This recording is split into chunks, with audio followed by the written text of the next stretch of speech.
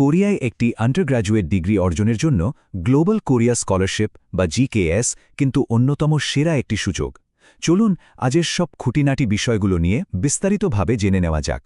দক্ষিণ কোরিয়ায় উচ্চশিক্ষা অর্জনের স্বপ্নটা কিন্তু অনেকেরই থাকে, কিন্তু সেই স্বপ্নকে বাস্তবে পরিণত করা কি খুব কঠিন? এবার একটু ভাবুন তো, যদি সেই স্বপ্ন পূরণের পথে টাকা পয়সার কোনো চিন্তাই করতে না হয়, মানে কোনো রকম আর্থিক চাপ ছাড়াই কোরিয়ায় পড়াশোনার সুযোগ। আর এই অসাধারণ সুযোগটাই করে দিচ্ছে গ্লোবাল কোরিয়া স্কলারশিপ। এটা কোরিয়ান সরকারের একটা খুবই সম্মানজনক স্কলারশিপ প্রোগ্রাম, যার মূল উদ্দেশ্য হল আন্তর্জাতিক ছাত্রছাত্রীদের কোরিয়ায় উচ্চশিক্ষা গ্রহণে সাহায্য করা। জিকেএস কিন্তু শুধু একটা সাধারণ স্কলারশিপ না, এটা একটা কমপ্লিট প্যাকেজ, মানে কোরিয়া যাওয়া আসার প্লেনের টিকিট, ইউনিভার্সিটির সম্পূর্ণ টিউশন ফি, থাকার জন্য প্রতি মাসে একটা ভালো অঙ্কের ভাতা, এমনকি কোরিয়ান ভাষা শেখার জন্য 1 বছরের ট্রেনিংয়ের পুরো খরচ দেওয়া হয়। এর সাথে মেডিকেল ইন্স্যুরেন্স তো আছেই, মানে সত্যিকার অর্থেই নিশ্চিন্তে পড়াশোনা করার একটা দারুণ সুযোগ। তো এত বড় একটা সুযোগের কথা শুনে নিশ্চয়ই জানতে ইচ্ছে করছে যে কারা এর জন্য আবেদন করতে পারবে। আচ্ছা, চলুন তাহলে প্রথম ধাপে জেনে নিই কি কি যোগ্যতা থাকা প্রয়োজন। জিকেএস-এর জন্য আবেদন করতে হলে কিছু একদম বেসিক শর্ত পূরণ করতে হয়। চলুন দেখি সেই শর্তগুলো কি কি। এখানে মূলত 4টা প্রধান জিনিস দেখা হয়। প্রথমত, জাতীয়তা, মানে আবেদনকারীকে নির্দিষ্ট কিছু দেশের নাগরিক হতে হবে এবং তার বাবা মাও কোরিয়ান নাগরিক হতে পারবেন না। দ্বিতীয়ত, বয়স হতে হবে 25 বছরের কম।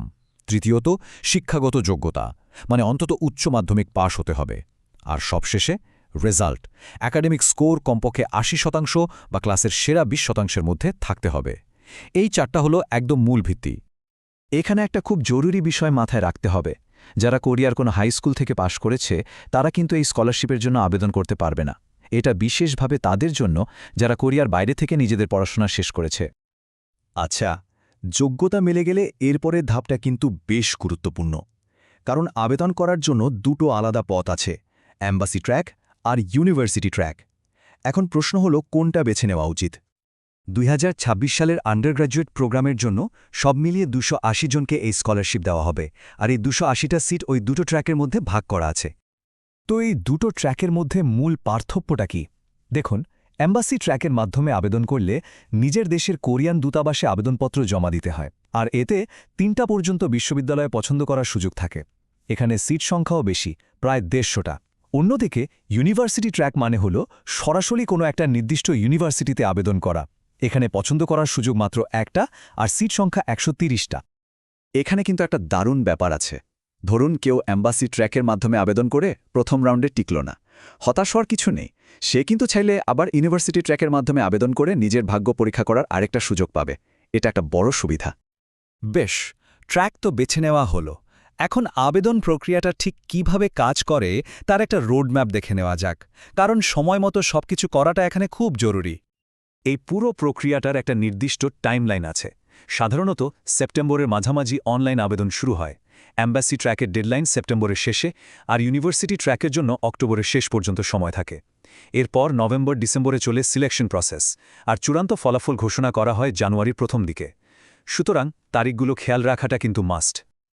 আবেদনটা কিন্তু পুরোপুরি অনলাইনেই করতে হয়। প্রথমে স্টাডি ইন কোরিয়া ওয়েবসাইটে গিয়ে একটা অ্যাকাউন্ট খুলতে হবে।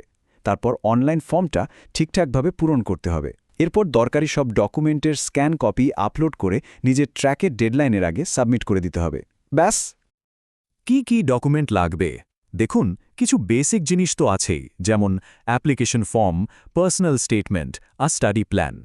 এর সাথে লাগবে আবেদনকারী এবং তার বাবা মায়ের নাগরিকত্বের প্রমাণপত্র, হাই স্কুলের সার্টিফিকেট আর মার্কশিট। আর হ্যাঁ, প্রথম রাউন্ডে পাশ করার পর একটা রেকমেন্ডেশন লেটারও জমা দিতে হয়, তাই আগে থেকেই সব গুছিয়ে রাখা ভালো।